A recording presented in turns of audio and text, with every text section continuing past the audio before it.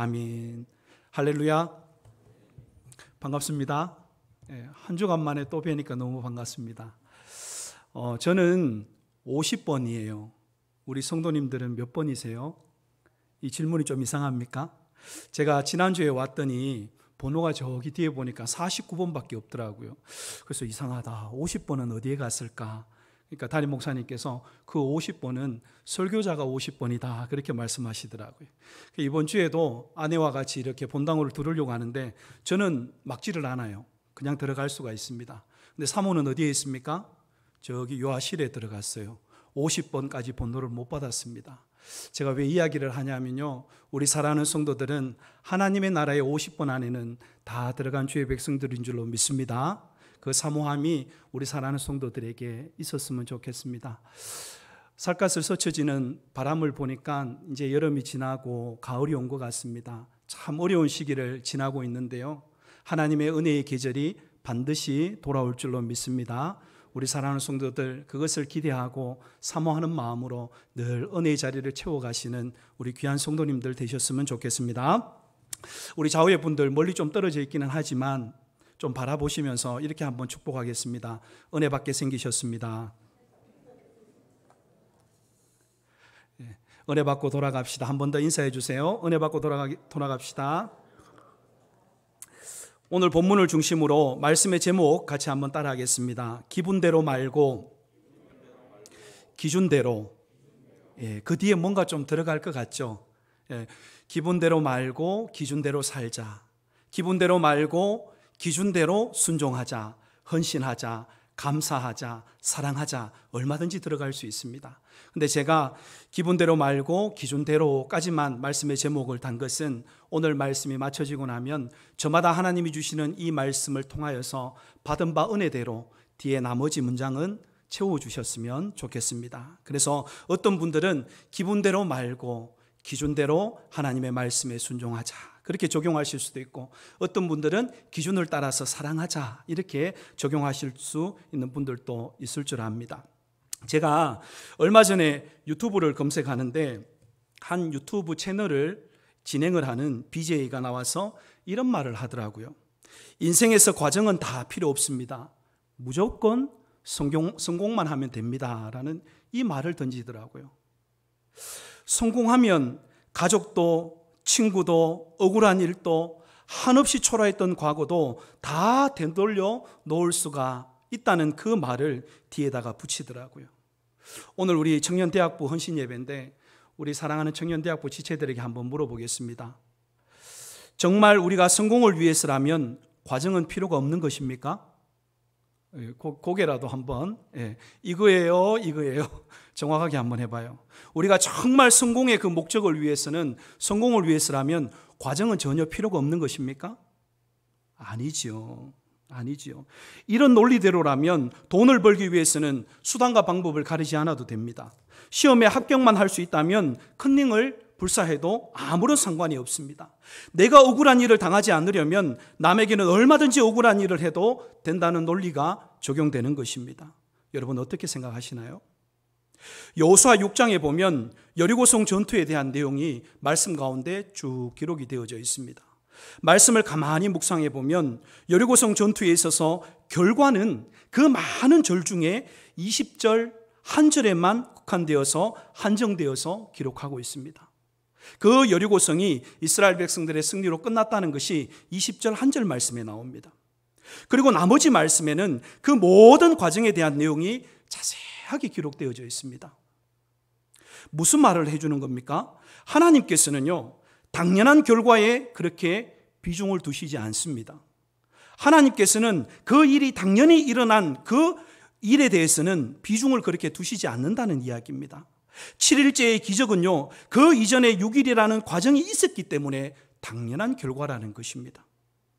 아무 일도 일어나지 않던 똑같은 6일을 반복적으로 돌면서 기대로 시작했던 하루가 두려움으로 다가오고 절망으로 다가오고 의심으로 다가오고 그리고 그 의심에 대한 확신 등의 모든 과정을 이겨내었을 때에 그런 그들에게 7일째의 승리는 당연한 결과라는 것입니다. 2절 말씀을 가만히 보면요, 이렇게 기록하고 있습니다. 보라, 내가 여리고와 그 왕과 용사들을 내 손에 넘겨주었으니 라고 그렇게 말씀은 기록되어져 있습니다. 넘겨줄 것이다가 아니라 이미 완료형입니다. 하나님께서는 그 백성들에게 여리고와 그 왕과 용사들을 다 그들의 손에 넘겨주었다라고 그렇게 말씀하고 있는 것이죠. 이게 무슨 이야기입니까? 이스라엘 백성들은요, 그 여리고의 전투가 이미 하나님께서 이겨놓으신 전쟁을 그 백성들은 치른 것입니다. 치른 것이에요. 결과가 아름답다는 것은요, 수많은 침묵의 과정을, 똑같은 일상을 이겨냈다는 증거가 되어지는 것입니다. 아무 일도 일어나지 않았던 그 시간을 묵묵히 하나님 앞에서 순종하며 한결같이 하나님의 말씀에 순종했다는 결과로 말해주고 있는 것입니다.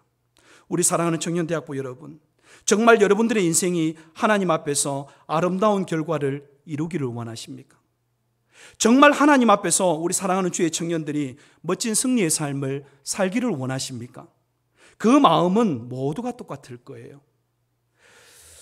그렇다면 수많은 그 침묵의 과정과 시간을 여러분들이 묵묵히 이겨내십시오. 여리고성 전투에서는요, 6일 동안은 아무 일도 일어나지 않았습니다.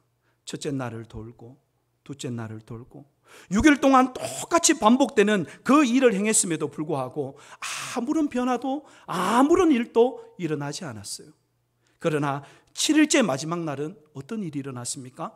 하나님께서 약속대로 그 여리고를 그들 앞에서, 그들이 목도하는 앞에서 무너뜨리는 그 놀라운 믿음의 역사들을 그들이 바라볼 수 있도록 하셨다는 것입니다.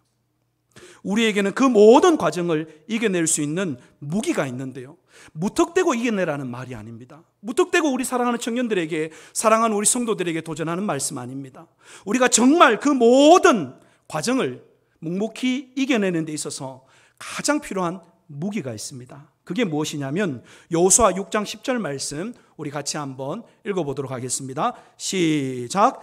여호수아가 백성에게 명령하여 이르되 너희는 외치지 말며 너희 음성을 들리게 하지 말며 너희 입에서 아무 말도 내지 말라.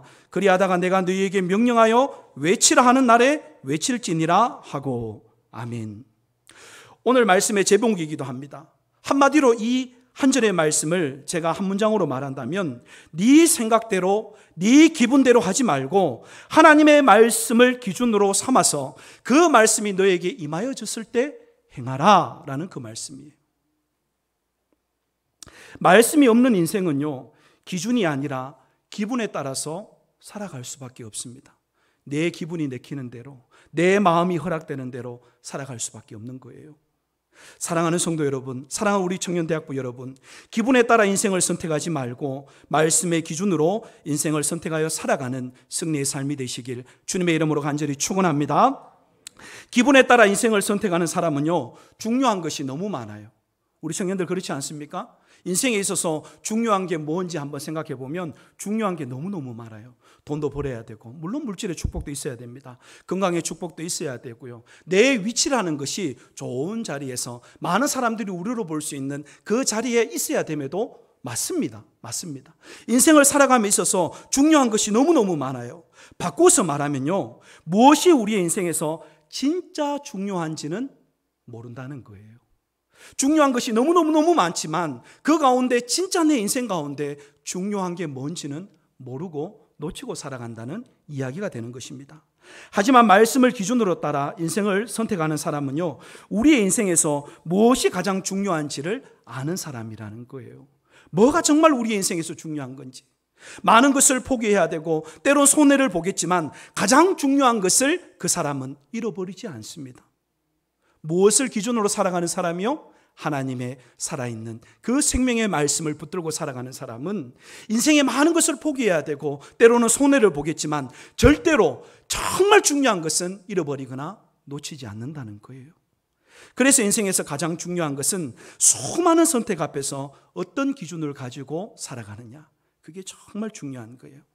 사랑하는 성도 여러분, 사랑하는 청년대학부 여러분, 말씀을 기준으로 살아가는 여러분들의 삶이 되기를 소망합니다. 가장 현명하고 올바른 길로 하나님께서 여러분들을 안내할 것입니다. 후회가 없는 인생을 살아가도록 하나님이 여러분들의 삶을 인도해 주실 줄로 믿습니다.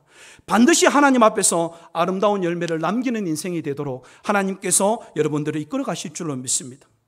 목사님이 여러분들 앞에 서서, 특별히 우리 사랑하는 청년대학부 여러분들 앞에 서서 말씀의 이야기를 또 한다는 것이 너무나 당연한 것 같고, 목사님은 맨날 저기 강대상에만 쓰면 말씀 봐라, 말씀 사랑해라, 말씀을 기준으로 삼아라, 맨날 말씀. 알겠어요, 목사님, 알겠습니다. 너무 많이 들으면요, 좋은 소리도 뭐로 들려요? 잔소리로 들리죠. 알겠습니다. 모르는 거 아니에요. 그런데 어떻게 하겠습니까? 인생의 승리 비결이 다른 데 있지 않는데요. 아무리 여러분들에게 목사가 이 앞에 서서 좋은 말로 여러분들을 권면하고, 아무리 여러분들에게 좋은 이야기를 해주려고 해도요, 여러분들의 인생, 여러분들이 정말 원하기는 내 인생에 하나님 앞에서 승리의 삶을 살고 싶은데, 정말 승리의 삶을 살고 싶은데, 그 비결을 알고 싶은데 다른 이야기 할 수가 없는데요. 하나님의 말씀대로 살아가는 것만이 여러분들의 인생의 승리의 비결인데, 다른 어떤 이야기, 어떤 군더더기의 이야기를 여러분들에게 붙이거나 할 수가 있겠습니까? 하나님의 말씀을 기준으로 삼고 살아가는 그 인생이 정말 복된 인생이고 승리의 삶을 살아가는 것이 당연한 것인데, 이미 정해져 있는 것인데, 그것을 여러분들에게 또다시 잔소리처럼 이야기할 수밖에 없는 거예요. 사랑하는 우리 주의 청년들, 하나님의 말씀을 기준으로 살아가십시오. 하나님의 말씀을 사랑하고 그 말씀이 여러분들에게 기준이 되는 삶을 살아가는 여러분들 되어야 될 줄로 믿습니다. 창세기 13장 말씀을 보게 되면요, 아브라함과 조카 롯이 서로를 떠나 분립되어지는 장면이 말씀 속에 기록되어져 있습니다. 서로의 소유가 많아지면서 그들이 함께 동거하기가 이제는 더 이상 어려워졌어요. 더구나 서로의 목자가 다툼을 일으키기 시작합니다. 이때 아브라함은 롯에게 먼저 거주할 땅을 선택할 수 있는 기회를 주고 있습니다. 사랑하는 여러분들, 어디를 봐도 사실은 그 롯이 가지고 있는 모든 소유가 어쩌면 삼촌 아브라함으로부터 시작되었다 해도 과언이 아니잖아요. 어느 면을 보더라도 아브라함이 먼저 거주할 땅을 선택하는 것이 맞잖아요. 그런데 아브라함은요, 그 선택권을 조카 롯에게 먼저 양보합니다. 창세기 13장 10절 말씀 우리 같이 한번 읽어볼까요? 시작. 이에 롯이 눈을 들어 요단 지역을 바라본즉 소알까지 온 땅에 물이 넉넉하니 여호와께서 소돔과 고모라를 멸하시기 전이었으므로 여호와의 동산 같고 애굽 땅과 같았더라. 아멘. 여러분들이 잘 아는 말씀입니다. 그런데 여기에 보면요, 이에 롯이 무엇을 들어? 눈을 들어라는 표현이 있습니다. 여기에 눈을 들어라는 표현은요, 원어 그대로를 제가 찾아서 보면 그 뜻풀이가 이렇습니다. 까치발을 하고 이렇게 자기가 어디에서 거주하며 살아야 될지, 어디에 털을 내려야 될지 관망하며 면밀하게 바라보았다라고 되어 있습니다. 그냥 바라본 게 아니에요. 내가 어디에 살면 좋을까? 내가 어디에 거주하면 좋을까? 어디에 뿌리를 내밀면 좋을까? 스스로가 까치발을 하고 이렇게 자세히 쳐다보았다는 것입니다. 그 땅의 영적인 상태나 신앙적인 손해를 전혀 생각하지 않고 자신의 보기에 좋은 땅을 롯은 선택했다는 것입니다. 그의 밤에 아브라함은 어떻습니까? 말씀 이어서 우리 같이 한번 읽어보겠습니다. 창세기 13장 14절 말씀 여러분들 한번 읽어주시겠습니다. 시작.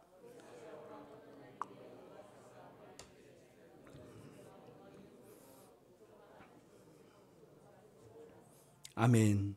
여러분들, 이 두 절 말씀, 13장 10절 말씀과 13장 14절 말씀을 비교해 보면요, 바라봄의 주체가 다릅니다. 그렇죠? 바라봄의 주체가 다릅니다. 롯은 자기가 주체였습니다. 자기가 어디에서 살아야 되지? 어디에 뿌리를 내려야 되지? 어디에 살면 좋지? 자기가 관망하고 자기가 주도 면밀하게 바라보았는데 반해가지고 아브라함은 하나님과 그의 말씀이 주체입니다. 하나님께서 바라보게 하셨다. 하나님이 바라보라고 하는 곳으로 눈을 들어 바라보았다라고 말씀은 분명히 기록하고 있습니다. 결과가 어떻게 되었습니까? 아브라함으로 하여금 종과 횡으로 두루 다닐 때 그 모든 땅을 하나님께서는 아브라함으로 하여금 소유하는 축복을 주셨습니다. 사랑하는 성도 여러분, 우선권을 가졌다고 올바른 선택을 하느냐? 내가 보기에 좋은 것을 선택할 때 그것이 올바른 선택이 되느냐? 주도 면밀하게 살폈다고 실수가 없느냐? 절대로 그렇지 않습니다. 성경은요, 바라봄의 주체를 굉장히 중요하게 기록하고 있습니다. 내가 내 인생을 바라보고 내 기분대로 선택하는 것이 아니라 하나님이 바라보게 하시는 것을 말씀으로 기준으로 바라볼 때 그 인생은요, 결코 실패할 수가 없습니다. 실패하고 싶어도 실패할 수가 없어요.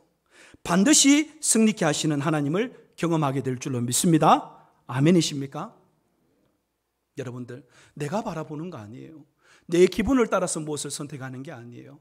하나님의 마음이, 하나님의 시선이 어디를 향하고 있느냐, 거기에 우리의 마음과 우리의 시선을 둘 때 그 선택은 절대로 실패하지 않는다는 것입니다. 성경 한 곳을 더 보겠습니다. 창세기 25장에 보면요, 이삭이 60세에 얻은 에서와 야곱이라는 쌍둥이 아들들에 대한 말씀이 기록되어져 있습니다. 에서는 그 이름에서 알 수 있듯이 붉고 전신의 털옷과 같은 남자다운 외모를 갖췄고 부족 사회에 적합한 모든 면모를 두루두루 갖췄던 장자였습니다.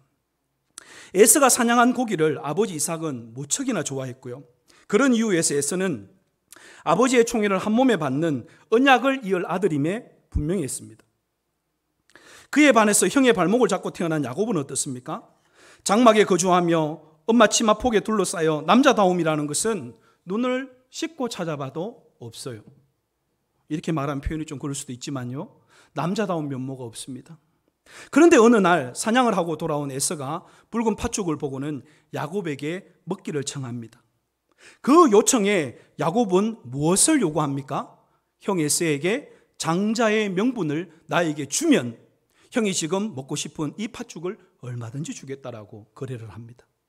창세기 25장 32절 말씀에 보면요, 내가 죽게 되었는데 장자의 명분이 뭐가 유익하냐고 하면서 떡과 팥죽 한 그릇에 장자의 명분을 에서는 야곱에게 팔아버리고 맙니다. 에서가 장자의 명분을 가볍게 여겼다라고 성경은 분명히 기록하고 있죠. 자신의 기분을 따라 살아가는 사람은요, 무엇이 중요한 건지를 몰라요. 모릅니다. 시시때때로 자기의 기분을 따라 행동하고 선택합니다. 내가 이것을 정말 선택해야 될지 말아야 될지 그저 자기의 기분에 따라서 하는 거예요. 뭐가 중요한지, 뭐는 붙들어야 되고 무엇은 놓아야 되는지를 몰라요. 눈이 가리워져 가지고 정말 중요한 것을 포기해버리고 정말 중요한 것을 잡지 않아요. 이미 나에게 주어진 것인데도 불구하고 그것을 귀하게 생각하지 않습니다. 그에 반해 하나님을 기준으로 삼고 그 말씀을 따라 살아가는 인생은요, 늘 말씀이 기준이 되기 때문에 반드시 실패할 수가 없어요. 비록 장자로 태어나지는 못했지만 하나님의 것에 거룩한 욕심이 있었던 아들 요셉은 언약을 잇는 하나님의 아들이 되었습니까? 안 되었습니까? 몰라요? 야곱이 장자의 축복을 받았습니까? 못 받았습니까? 욕심만 내고 끝났어요? 그렇지 않죠. 하나님의 말씀은 그가 장자의 그 축복을 받았다라고 분명히 기록하고 있습니다. 기본대로 인생을 선택한 에서와 기준을 따라 인생을 선택한 야곱의 생은요, 단 한 번의 선택을 통해서 완전히 달라졌습니다. 오늘 본문의 내용도 여러분들 마찬가지입니다. 두 사람이 오늘 말씀 속에 보면 등장하는데 하나는 여호야다요, 나머지 한 사람은 요아스입니다. 이 두 사람을 15절에서 25절까지 이 10절 이상의 말씀을 할애해서 나누어서 설명하고 있습니다. 여호야다는 제사장이었고 요아스는 뭐였습니까? 그 시대의 왕이었습니다. 왕들이 죽으면 왕들의 묘실에 묻히게 되는 것이 당연한 관행이죠. 제사장이나 선지자들이 아무리 위대하고 아무리 뭔가를 잘했다 해도 그 왕의 묘실에 묻힐 수는 없는 것입니다. 왕들의 후예만 들어갈 수 있는 곳이 왕의 묘실입니다. 그런데 오늘 본문 말씀을 보십시오. 여호야다는 제사장인데도 불구하고 그 묘실에 장사되었습니까? 안 되었습니까? 되었습니다. 요아스는 왕인데도 불구하고 왕들의 묘실에 들어갔습니까? 못 들어갔습니까? 못 들어갔어요. 완전히 운명이 엇갈리게 되었습니다. 왜 이와 같은 일들이 발생했을까요? 말씀의 배경을 좀 알 필요성이 있습니다. 유다왕 아시아가 죽은 후에 왕위를 이어받을 아들이 필요했어요. 그런데 아시아가 죽자 변수가 발생합니다. 할머니 아달랴가 권력에 욕심이 나서 왕위를 계승하려고 그 모든 손주들을 다 죽여버려요. 자기가 그 권력에 욕심이 나가지고요. 권력이라는 것이 얼마나 무서운지 우리가 역사를 보면 잘 알 수 있지 않습니까? 조선 21대 왕이었던 용조만 보더라도 42세의 그 늦은 나이에 너뚱이로 얻은 아들인 사도세자를 어떻게 합니까? 귀주에다가 가둬가지고 굶겨서 죽입니다. 권력의 욕심이라는 것이 무서워요. 단종 역시도 마찬가지지요. 자신의 삼촌 수얀대군에 의해서 어린 나이에 비극적인 죽음을 맞이했습니다. 우리는 역사적으로 무수히 많은 그런 일들을 우리가 보게 됩니다. 조선시대만 해도 각 나라의 왕들을 보면 권력을 위해서 형제, 자식, 부인할 것 없이 다 죽여요. 다 죽입니다. 아달랴가 이와 같은 짓을 저지른 것입니다. 그 비참하고 참혹한 과정에서 요아스, 아들 요아스 하나만 겨우 살아남았어요. 목숨을 부지했습니다. 어떻게 살아남았느냐? 여호사밧이라는 여인이 아이를 안고 피신해서 그 요아스를 겨우 살렸습니다. 여호사밧은 역대하 22장에 보면 여호야다 제사장의 아내였습니다. 그러니까 얼마나 귀한 일을 그 가정에서 한 것입니까? 얼마나 귀한 일을 한 거예요. 그로부터 6년이 지나서 제사장 여호야다가 용기를 냅니다. 그 상황에서 왕권을, 원래 정통을 따라서 왕권을 세운다는 것은, 바로 세운다는 것은 보통 일이 아닙니다. 목숨을 내어놓아야 되는 일이에요. 어쩌면 자기 혼자뿐만 아니라 잘못되어지면 그 집안 전체가 대대로 다 멸절을 당할 수도 있는 일입니다. 제사장들을 불러 모읍니다. 레위 사람들을 불러 모으고 백부장들을 불러 모아서 모든 일을 바로잡습니다. 나라의 정통성을 제사장이었던 그가 바로 잡아갑니다. 그런데 이 여호야다는 자기를 그 상황 속에서 높이거나 기회를 보거나 공을 세워가지고 어떤 그것을 내가 차지하겠다라는 그런 욕심이 전혀 없어요. 여호야다의 관심은, 한번 따라합시다, 오직 하나님입니다. 백성들이 하나님의 말씀대로 사는 것이 제사장이었던 여호야다의 관심이었습니다. 관심. 그게 다가 아닙니다. 하나님을 사랑하여서 하나님의 전을 깨끗이 보수합니다. 결국 여호야다가, 오늘 말씀을 보십시오. 어떻게 됩니까? 15절 16절 말씀 우리 다시 한번, 우리 성도님들 같이 한번 읽어보겠습니다. 시작. 여호야다가 나이가 많고 늙어서 죽으니 죽을 때에 130세라. 무리가 다윗성 여러 왕의 묘실 중에 장사하였으니 이는 그가 이스라엘과 하나님과 그의 성전에 대하여 선을 행하였음이었더라. 아멘. 오늘 세 가지 선을 그가 행하였다고 말씀은 기록하고 있습니다. 먼저는 이스라엘을 향하여, 그 다음은 하나님을 향하여, 성전을 향하여 선을 행하였더라. 그리고 그는 왕실의 묘실에 장사되었다라고 오늘 말씀은 그에 대한 기록을 담고 있습니다. 사랑하는 성도 여러분, 하나님이 기준이 되고 하나님의 말씀을 따라가는 사람은요, 요동되지 않습니다. 흔들리지 않습니다. 결과만 아름다운 것이 아니라 그 과정 또한 하나님 앞에서 반드시 아름다운 인생을 살아갈 수밖에 없습니다. 내 고집대로 내 기분대로 살아가는 것이 아니라 하나님의 말씀이 내 안에 살아 움직이기 때문에 내가 이것을 하고 싶어도 하나님이 그것을 가만히 두지 않습니다. 성령 하나님께서 반드시 그 과정 속에서 아름답게 하시고 그 결과도 하나님 안에서 아름답게 하시는 줄로 믿습니다. 그에 반해서 이어서 기록되어 있는 요아스는 어떻습니까? 그는요, 제가 구구절절 다 이야기할 수는 없고 간단히 말씀을 드리면 그는 처음 마음을 지키지를 못했어요. 17절 말씀 한번 읽어주시겠습니까? 17절 말씀입니다. 시작.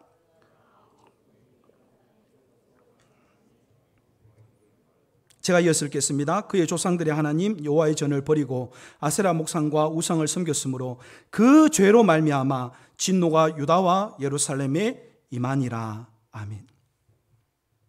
요아스 왕이 그 마음을 끝까지 하나님 앞에서 지켰으면 좋았을 텐데 그렇게 하지를 못했어요. 잠언 4장 23절 말씀에 보면 모든 지킬 만한 것 중에 더욱 내 마음을 지키라, 생명의 근원이 이에서 남이라 라는 말씀이 있습니다.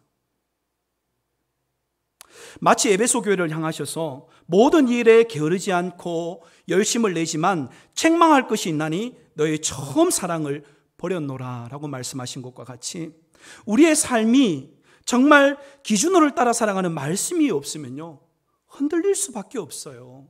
흔들릴 수밖에 없어요. 처음에는 하나님 앞에 정말 내가 예배의 자리는 놓치지 않겠습니다. 정말 열심히 봉사하겠습니다. 하나님을 온전히 찬양하는 하나님의 백성 되겠습니다. 처음 하나님을 만났을 때 그 마음은 뜨겁죠. 그 열정은 대단합니다. 그런데 하나님의 말씀이 그 삶의 기준이 되지 않으면요, 그 처음 마음은 금방 식어버릴 수밖에 없어요. 그 열정은 금방 없어질 수밖에 없어요. 왜요? 내 기분을 따라 살아가니까요. 내 마음대로 선택하며 살아가니까요. 하나님의 기준이 내 기분이 되어버리고 하나님의 방법이 내 고집이 되어버리고 말아요. 처음에는 그렇게 하나님의 뜻대로 하나님의 말씀대로를 고집했는데 이제는 내 기분대로 내 방법대로 내 모든 인생의 그 자리마다 선택지를 요구할 때마다 내 기분을 따라서 선택하고 마는 겁니다. 오늘 요아스 왕을 보십시오. 선지자를 보내사 경고를 할 때도 여호야다의 아들 스가랴를 감동시켜서 그에게 메시지를 줄 때도 그는 강팍하여져서 그 하나님의 말씀을 귀담아 들으려고 하지를 않습니다. 하지를 않아요. 22절 말씀 우리 같이 한번 읽어볼까요? 시작. 요아스 왕이 이와 같이 스가랴의 아버지 여호야다가 베푼 은혜를 기억하지 아니하고 그의 아들을 죽이니 그가 죽을 때에 이르되 여호와는 감찰하시고 신원하여 주옵소서 하니라. 아멘. 결국 여호야다가 베푼 그 은혜를 요아스는 잊어버리고 모든 것을 저버리고 그 사랑하는 아들을 돌로 쳐 죽입니다. 자신의 기분대로 자기 마음대로 행하는 자의 최후가 어떻게 되겠습니까? 오늘 말씀에 분명히 기록하고 있습니다. 여호와께서 버리셨으므로 비참한 죽음을 요아스는 당할 수밖에 없었어요. 그리고 마지막 25절 말씀에 보면 왕들의 묘실에 장사되지를 못하였다라고 말씀은 기록하고 있습니다. 사랑하는 성도 여러분, 기분대로 인생을 선택하는 자와 기준대로 살아가는 인생은 완전히 다른 결과를 낳을 수밖에 없어요. 기준을 따라 살아가는 인생은요, 하나님께서 인정하시는 삶이 되고 그 과정과 결과 모두를 하나님께서는 아름답게 인도하십니다. 그런데 기분을 따라 살아가는 인생은요, 마땅히 누릴 것조차도 오늘 요아스와 같이 자신이 마땅히 누려야 되는 그것조차도 누리지 못하는 인생으로 전락되고 마는 것입니다. 무엇을 가지고 있느냐 중요한 게 아니에요. 우리 사랑하는 청년들, 저를 한번 보시기 바랍니다.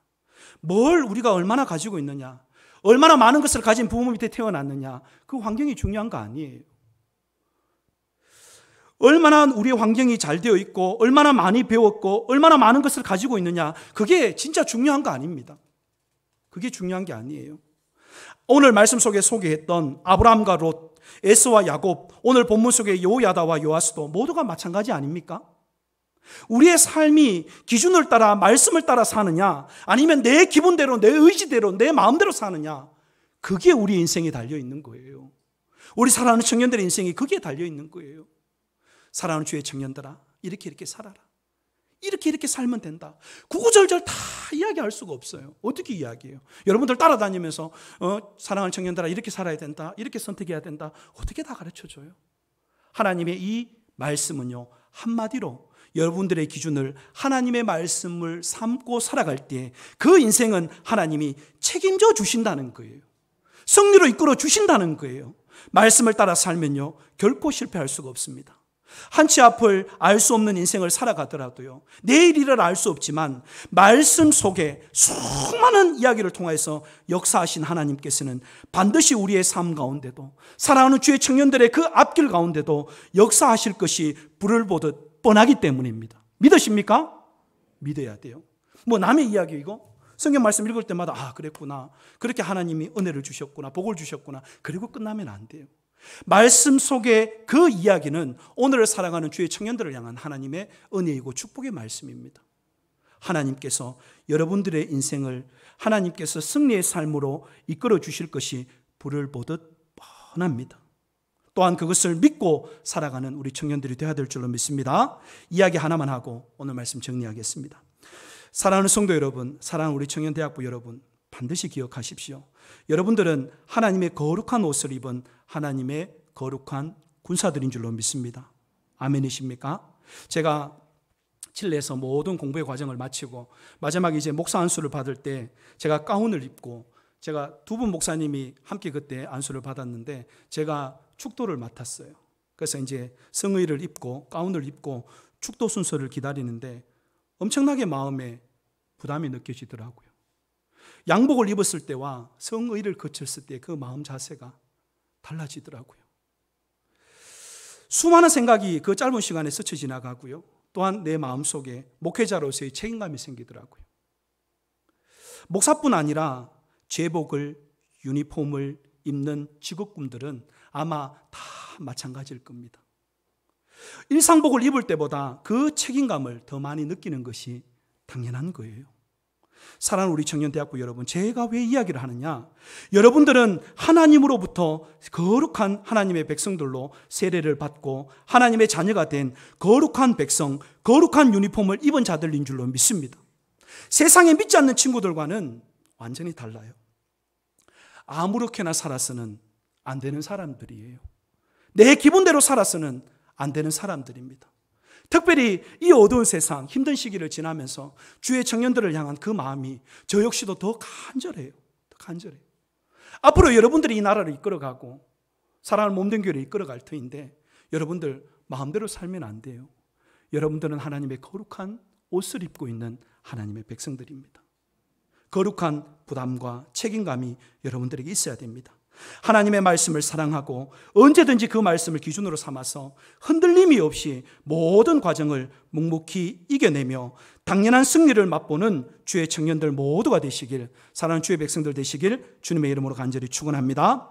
우리 청년들만 한번 따라하겠습니다. 기분대로 말고 기준대로 살겠습니다. 아멘입니까? 기도하겠습니다. 사랑하는